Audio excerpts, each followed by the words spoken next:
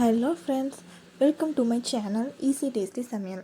இன்றைக்கி நம்ம சேனலில் ரொம்ப டேஸ்ட்டான பாய் வீட்டில் செய்யக்கூடிய தக்காளி ஜாம் எப்படி செய்கிறதுன்னு பார்க்கலாம். அதுக்கு நான் 2 கிலோ தக்காளி எடுத்திருக்கேன். அதை இந்த மாதிரி 2 கட் பண்ணி வச்சுக்கலாம். அந்த மேலே இருக்கிற வெள்ளை கலர் பாட்டை மட்டும் எடுத்துடலாம். ஏன்னா அது ஹார்டாக இருக்கும் இல்லையா, நம்ம கையாலே இப்போ மசிக்க போகிறோம் நல்லா.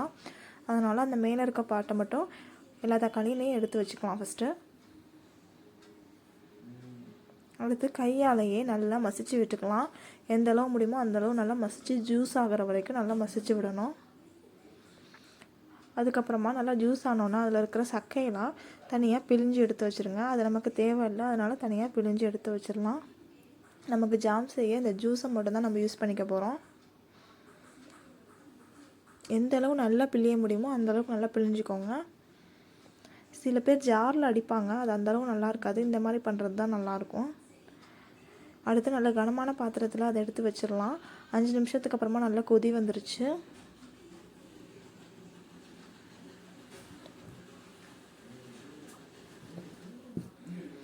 அப்பப்போ நல்லா கிண்டி விட்டுக்கிட்டே இருங்க.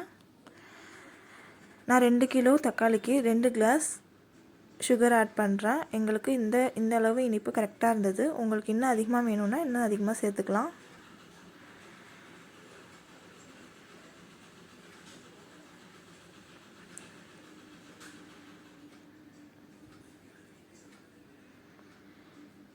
நல்லா கிண்டி விட்டுட்டே இருங்க அப்பப்போ.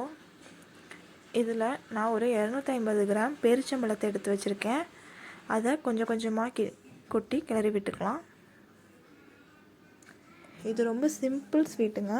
இதுக்கு 3 இன்க்ரீடியன்ட் தான்: தக்காளி, சுகர், பேரிச்சம்பழம், அவ்வளோதான். நமக்கு நட்ஸ் என்னென்ன நட்ஸ் சேர்க்கணுங்கிறது நம்மளோட ஆப்ஷனல் தான். 3 இன்க்ரீடியன்ட்ஸில் சூப்பராக ரெடி ஆயிருங்க. இது முஸ்லீம் வீட்டில் எல்லா ஹெவியான மீல்ஸுக்கு அப்புறமும், நான்வெஜ் மீல்ஸுக்கு அப்புறமும் இதை சாப்பிட்டா சூப்பராக இருக்குங்க. அப்பப்போ கிண்டி விட்டுட்டே இருக்கணும். நல்லா திக்காகிற வரைக்கும் நல்லா கிண்டணும்.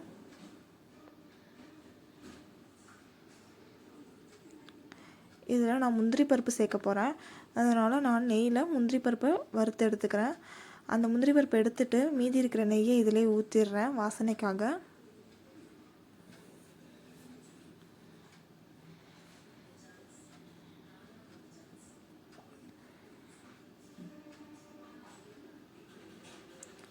இந்த நேரத்தில் நம்ம ஸ்டவ் ஆஃப் பண்ணிடலாம். இந்தளவு கெட்டியாக இருந்தால் போதும். ஏன்னா ஆறுனதுக்கப்புறம் இது இன்னும் நல்லா கெட்டியாகும். பாருங்கள், நல்லா கெட்டியாகிடுச்சு. நான் ஸ்டவ் ஆஃப் பண்ணிவிட்டேன். நம்ம அந்த வறுத்து வச்சுருந்த முந்திரி பருப்பை இதில் சேர்த்துடலாம். அவ்வளோதாங்க, ரொம்ப ஈஸியாக ரெடி ஆகிடுச்சு. நீங்களும் உங்கள் வீட்டில் ரெடி பண்ணி பாருங்கள். பிடிச்சிருந்தா லைக் பண்ணுங்கள், ஷேர் பண்ணுங்கள், சப்ஸ்கிரைப் பண்ணுங்கள்.